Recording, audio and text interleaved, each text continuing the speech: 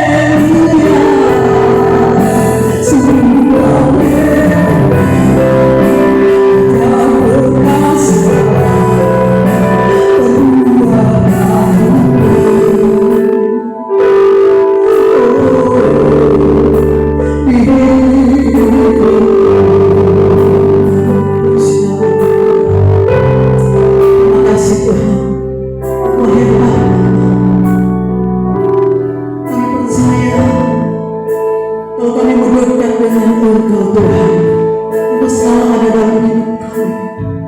Engkau selalu ada bersama dengan kami.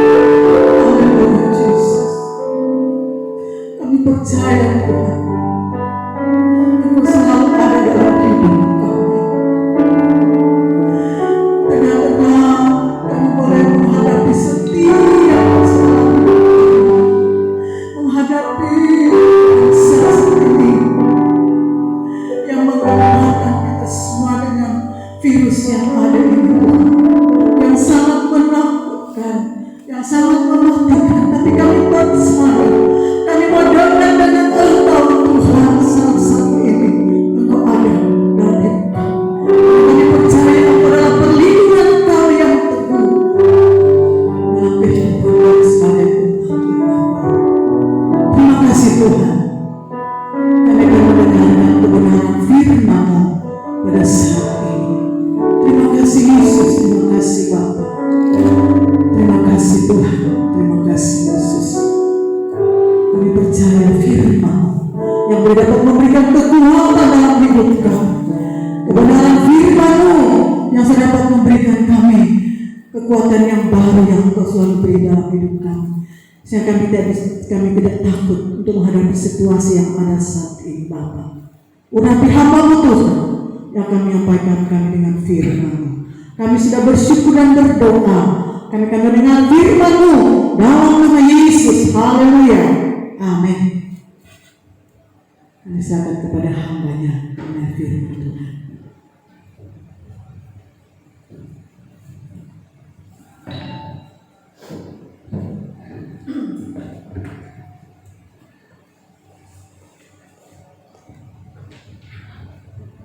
Haleluya, haleluya, puji Tuhan.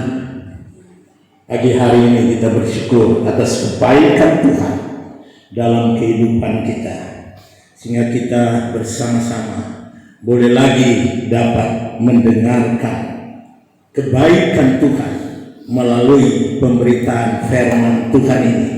Walaupun firman Tuhan ini disampaikan secara online, tapi kami yakin firman Tuhan ini dapat memberikan kekuatan dan pengertian kepada kita di era sekarang ini, di mana era kita ini adalah era akhir zaman.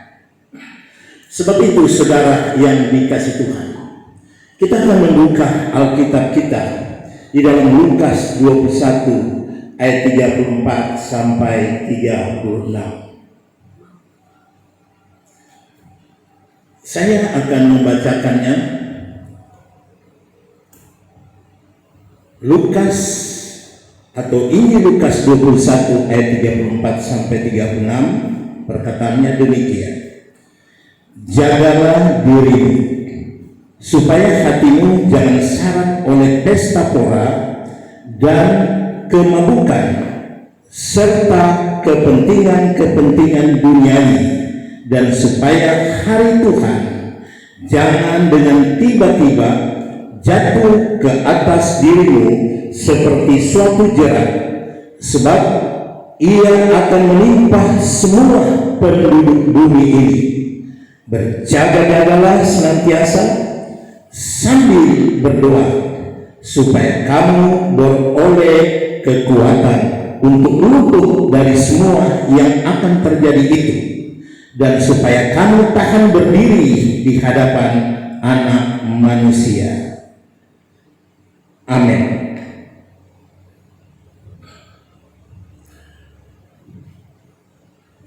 Jemaat yang dikasihi Tuhan, para pendengar melalui online, baik melalui YouTube, baik melalui Facebook, yang dimana siaran ini ditayangkan, atau firman ini yang disampaikan saat ini ditayangkan.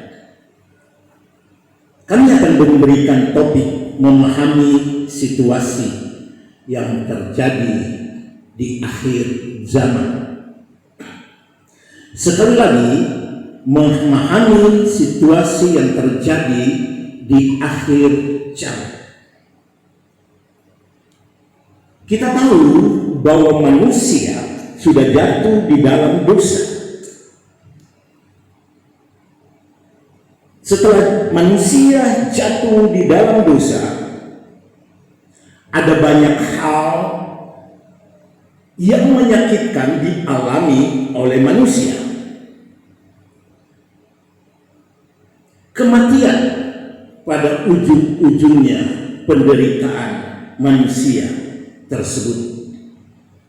Dan kematian ini sangat menakutkan, yang dimulai dari Kain dan Habel. Juga kita tahu bahwa dunia ini Tuhan hampir memusnahkan manusia. Tinggal Nabi Nuh dan keluarga. Tetapi apa yang terjadi seterusnya itu? Kematian dan kematian dialami oleh manusia. Dan itu sangat menakutkan. Entah kematian itu disebabkan oleh amarah seseorang kepada yang seorang. Apakah kematian itu oleh kecelakaan? Apakah kematian itu oleh peperangan? Atau juga kematian itu disebabkan oleh kelaparan dan sampah? Alkitab menuliskan semua peristiwa-peristiwa yang mengerikan itu. Saudara tahu, itu disebabkan oleh dosa. Oleh dosa, sekali lagi oleh dosa manusia. Tetapi Tuhan sudah merancangkan sesuatu yang indah bagi manusia, yaitu manusia yang sudah berdosa ini ingin diselamatkan oleh Tuhan. Sebab itu melalui nubuatan menurut firman Allah dan janji-janji yang ada di dalam Alkitab, firman Allah itu, di mana kita baca ada janji tentang penebusan dosa itu. Ada banyak nubuatan tersebut. Dan hal itu sudah terjadi, di mana Yesus Kristus telah lahir di dunia ini, dan kemudian oleh Yesus Kristus itu disalibkan.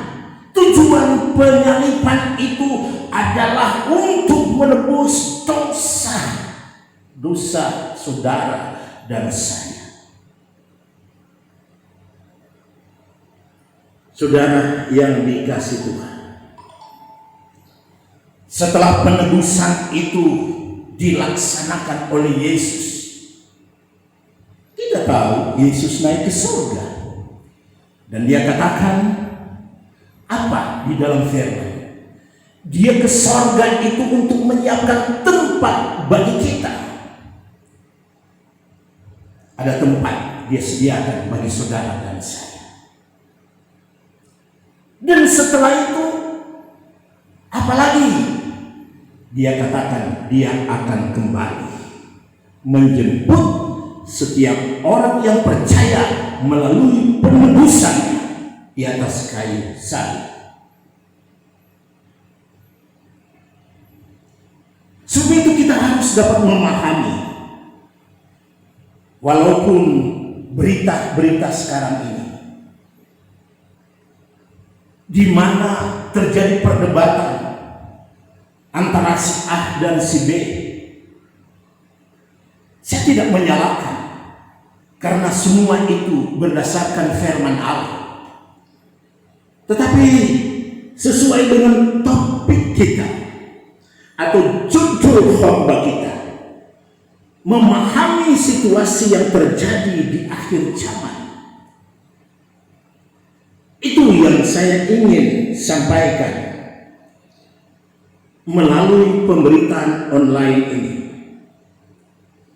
Kalau Yesus katakan dia akan datang, bagaimana kita umatnya? Dia memang mau menjemput kita, itu yang dijanjikannya kepada kita melalui firman,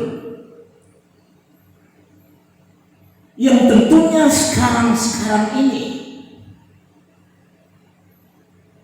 kita menyampaikan kepada semua orang yang tidak percaya, bahkan yang percaya kepada Yesus Kristus sungguh-sungguh, bahwa Yesus Kristus itu akan datang kembali.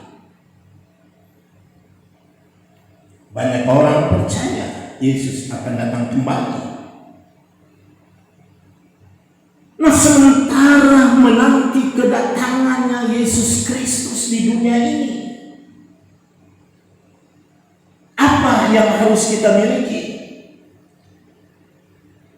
Yaitu untuk menanti dengan penuh pengharapan. Tentunya ada iman di situ, ada kasih di situ, dan itu merupakan modal kita di dalam penantian ini. Sebab itu dalam 1 Korintus 13 ayat 13, demikianlah tinggal 3 hal ini, yaitu iman, pengharapan, dan kasih. Dan yang paling besar di antaranya ialah kasih. Itu yang kita ketahui, apa yang Rasul Paulus katakan kepada jemaat Korintus yang tertulis di dalam surat Korintus yang pertama, atau 1 Korintus pasal ke-13 ayat 13. Jadi iman, pengharapan, dan kasih, dan yang paling besar adalah kasih.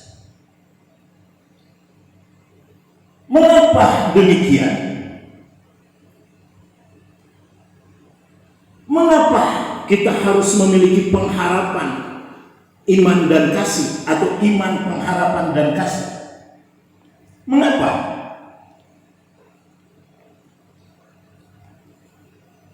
Karena ada hal-hal yang dahsyat yang akan terjadi mendahului kedatangannya. Jadi sekali lagi, ada hal-hal yang dahsyat yang akan terjadi mendahului kedatangan Yesus di tengah-tengah dunia ini. Apakah hal tersebut? Oh, di dalam Alkitab yang kita miliki ada hal-hal yang terjadi dan yang sudah terjadi, dan itu adalah hal-hal yang dahsyat. Di dalam pembacaan ini, apabila saudara membaca seterusnya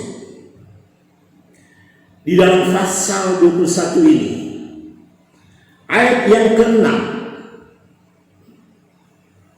dikala murid-murid tertegun dan kagum melihat bait Allah yang begitu indah sekali,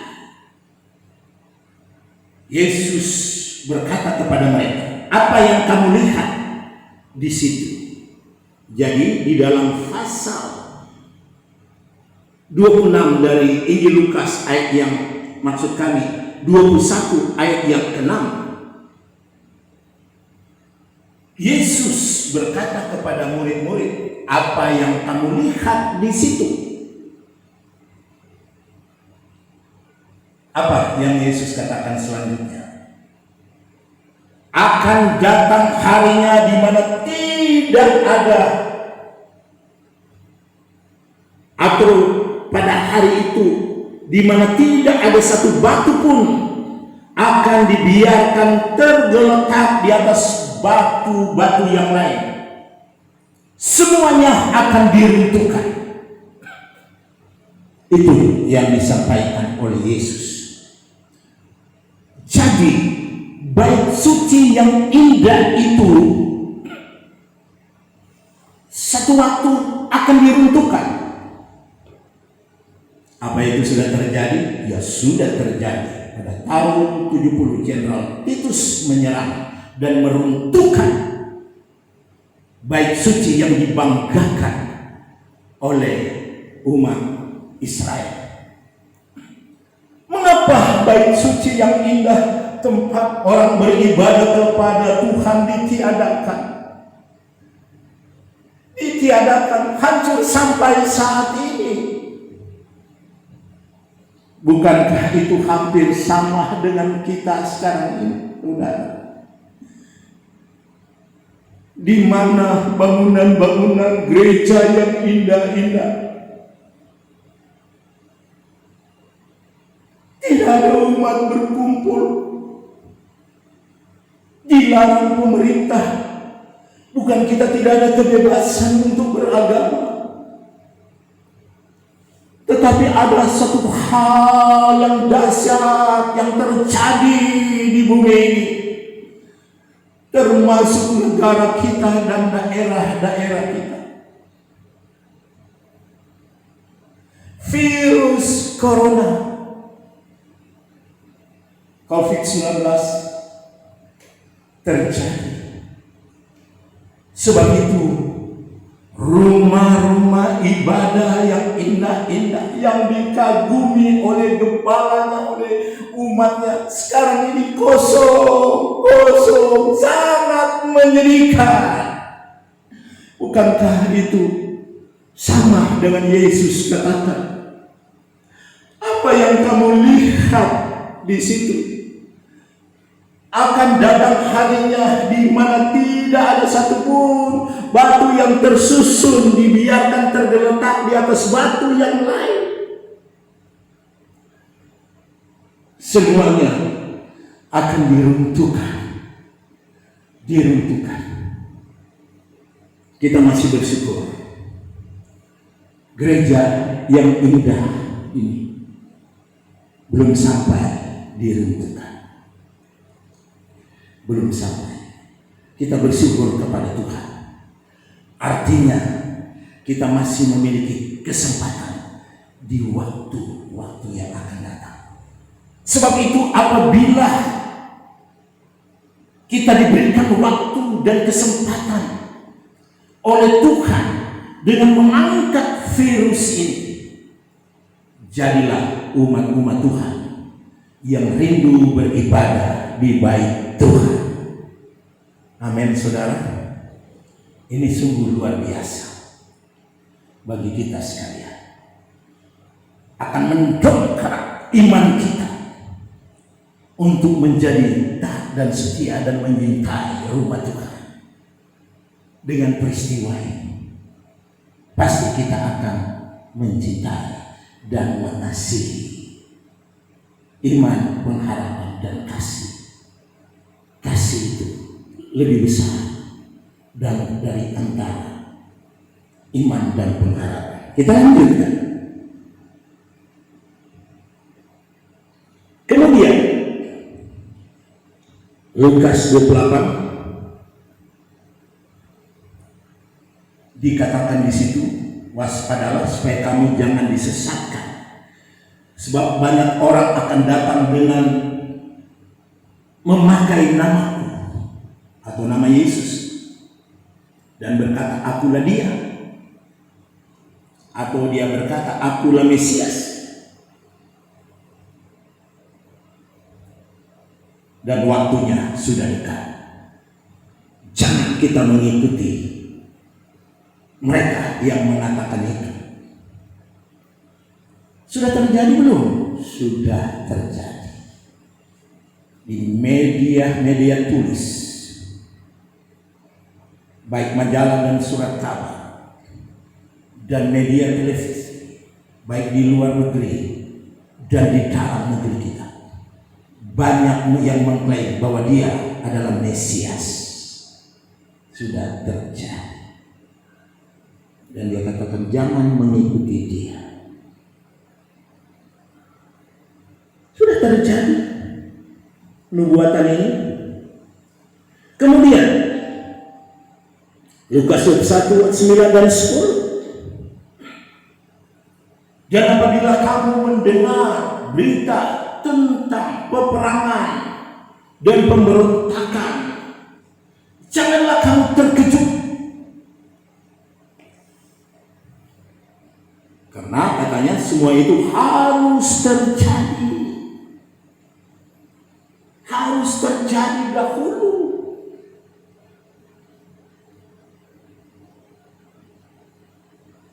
Dan dia lanjutkan, tetapi itu semuanya, sekali lagi, itu semuanya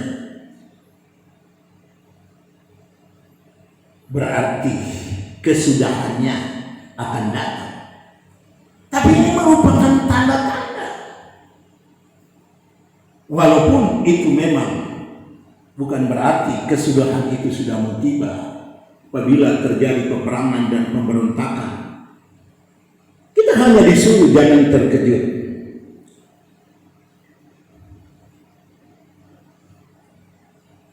Keempat,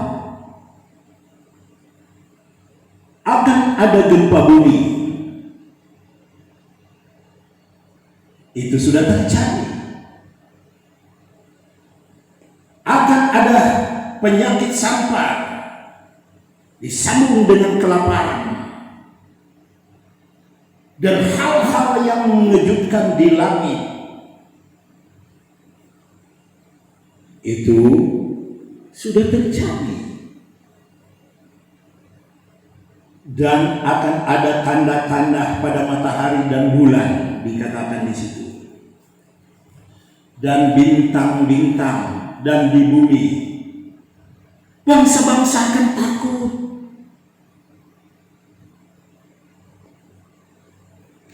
Ya, ada seperti air jatuh dari langit. Seperti sungai jatuh ke bumi. Ada ikan-ikan yang jatuh, ikan hidup. Bukankah hal ini yang aneh-aneh? Matahari menjadi gelap,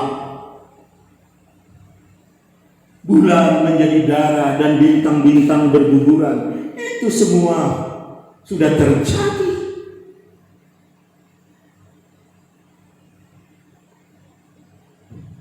Kemudian dikatakan bangsa-bangsa akan takut dan bingung menghadapi gelora-gelora laut.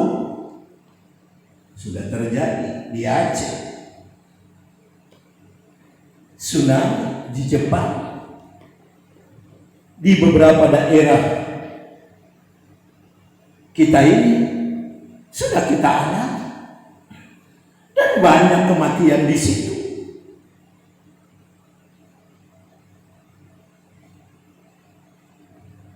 Saudara yang dikasih Tuhan,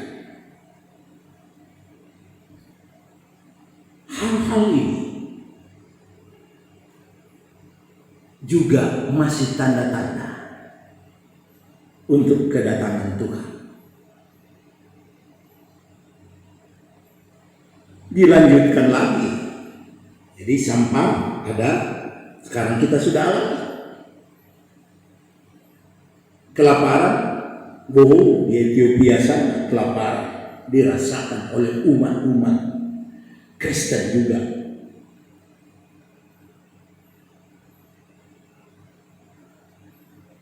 Terus di dalam ayat yang ke-12, apabila saudara membaca di situ,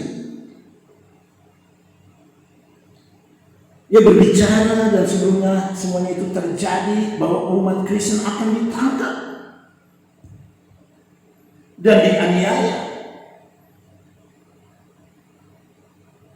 dan kita akan diserahkan ke rumah-rumah ibadat dan penjara-penjara, dan kamu akan dihadapkan kepada raja-raja dan penguasa, dan diserahkan kepada penguasa karena nama Yesus. Itu juga sudah dialami oleh umat Kristiani. Dan itu akan berlanjut terus. Dan itu merupakan tanda-tanda. Walaupun memang itu belum waktunya kedatangan Tuhan.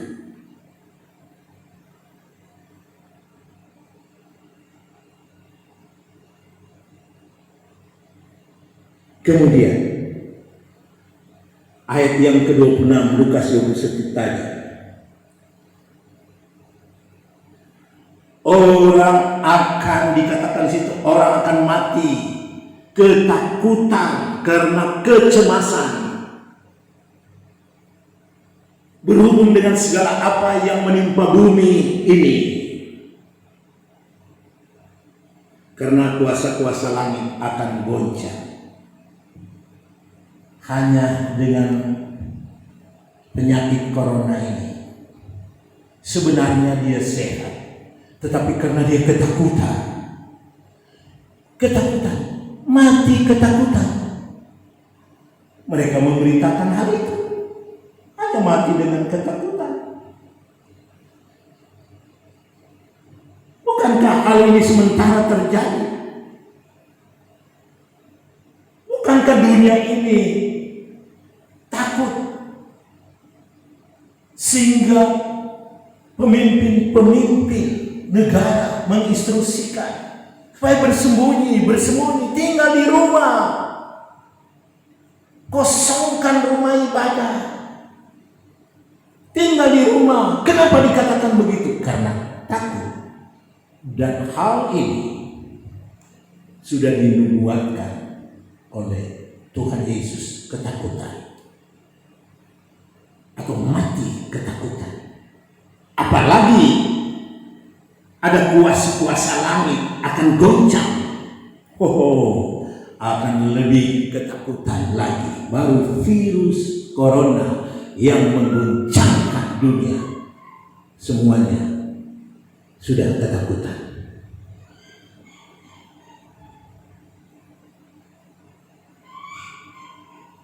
Jadi poin kelima itu, orang akan mati ketakutan. Terus bagaimana kita umat Tuhan? Adakah jaminan bagi kita umat Tuhan? Oh, ada jaminan. Walaupun ada jaminan di firman Tuhan, kalau kita membuka ada jaminan. Tapi saya baca di dalam pasal ini, yaitu Lukas 21 ayat 18 dan 19, dikatakan oleh Yesus sendiri, tetapi tidak ada sehelai rambut pun dari rambut kepalamu akan hilang. Ayat yang ke-18 dari pasal 21. Dan dikatakan apabila kamu bertahan, ayat yang ke-19, kamu akan memperoleh hidup. Jadi kalau umat Tuhan bertahan, kamu akan memperoleh hidup. Bertahan di dalam hal apa? Cuma bertahan, bersembunyi, begitu? Tidak. Bertahan ini adalah bertahan di dalam iman. Goncangan dari virus ini yang menggoncangkan dan menakutkan semua manusia yang ada di dunia. Tetapi kita mau bertahan dengan iman. Haleluya, haleluya. Saudara pemirsa, kita harus bertahan di dalam iman. Kemudian kita harus memiliki pengharapan, penantian sesuatu yang baru yang Tuhan ubahkan bagi umat manusia dan khususnya umat Kristen, umat yang percaya kepada Kristus. Kita harus memiliki pengharapan di mana virus ini nanti akan sirna juga, sehingga akan kita bersorak-sorak memuliakan Tuhan karena pengharapan kita, penantian kita berdasarkan iman sudah terkabul. Kemudian apa? Tentunya kasih kita kepada Tuhan, kasih kita kepada sesama manusia, kecintaan kita untuk beribadah melalui peristiwa ini akan ditingkatkan. Artinya iman kita dikuatkan, disegarkan, pengharapan kita menunjuk hal itu bahwa benar-benar Yesus Kristus Tuhan yang telah melaksanakan kebaikan bagi kita, dan kita merasakan kebaikan itu. Sebab itu kalau kamu tetap bertahan, kamu akan memperoleh hidup di dalam Lukas 21 ayat yang ke-19. Mengapa kita harus hidup? Karena Yesuslah yang menjanjikan ini bagi kita. Terpujilah nama Tuhan Yesus Kristus. Bagi Dialah kemuliaan untuk kekal selama-lamanya. Amin. Bapak Ibu, saudara pemirsa sekalian yang ada di rumah, setelah kita mendengarkan firman Tuhan, mari kita berdoa. Allah Bapa, Allah yang bertahta di dalam kerajaan surga, Allah yang kami sembah di dalam nama Tuhan Yesus Kristus, kami baru saja mendengarkan sebagian firman-Mu pada pagi hari ini, di mana firman-Mu sangat menguatkan kami, supaya kami ini hanya memiliki iman, pengharapan, dan kasih untuk menanti kedatangan-Mu yang kedua kali.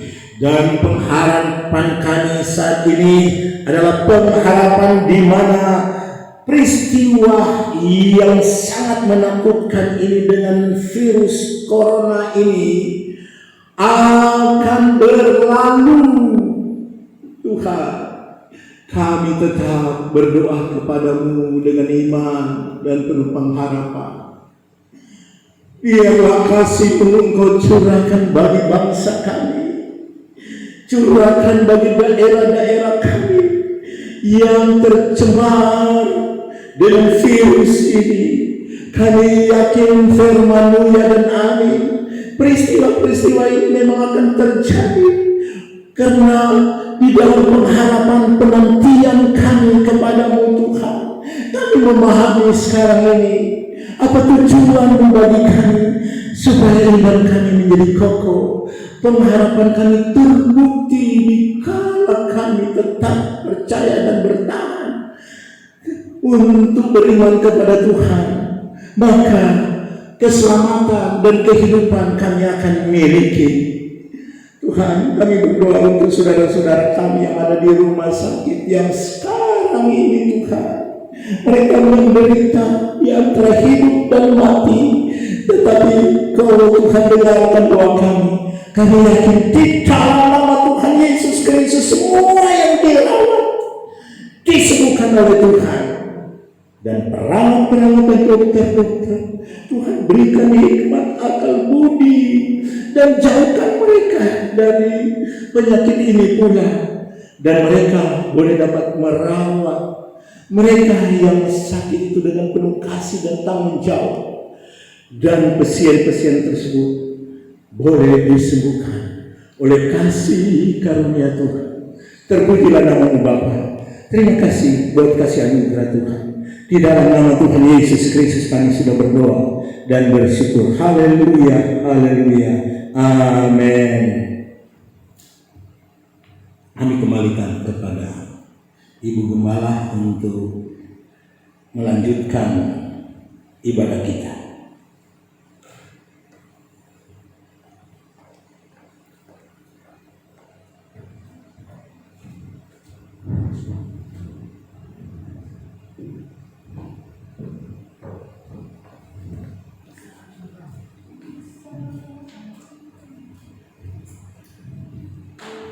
Puji Tuhan, pada saat kita terlelap dengan kebenaran firman Tuhan pada saat ini, kita percaya kebenaran firman Tuhanlah yang dapat memberikan kekuatan baru bagi saya dan saudara.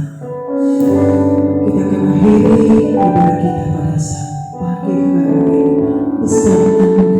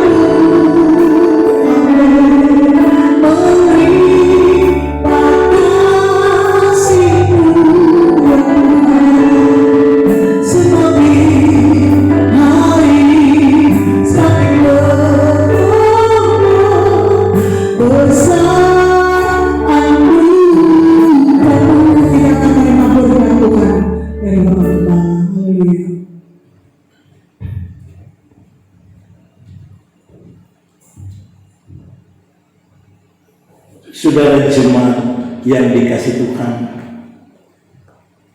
yang ada di rumah-rumah, bahkan di mana saudara mendengarkan dan mengikuti pemberitaan firman Tuhan secara online ini.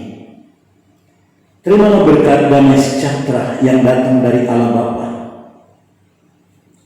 Allah yang duduk di maha tinggi kerajaan sorga, Allah yang memiliki berkat baik di sorga dan di bumi, yang dijanjikan kepada kita umatnya melalui anaknya Yesus Kristus yang telah mati, bangkit, naik ke sorga, duduk di sebelah kanan Allah Bapa, bahkan di dalam persekutuan dengan Roh Kudus yang akan membimbing, menuntun, mengkuatkan, menghibur dan memberikan kemenangan kepada kita semua sampai hari Maranatha, Yesus datang kedua kali yang awal, jemput kita sekalian masuk di dalam tempat yang sudah disediakan bagi kita di dalam kerajaan surga. Di dalam nama Tuhan Yesus Kristus kami sudah berdoa dan terima berkat Tuhan. Haleluya, haleluya, amin.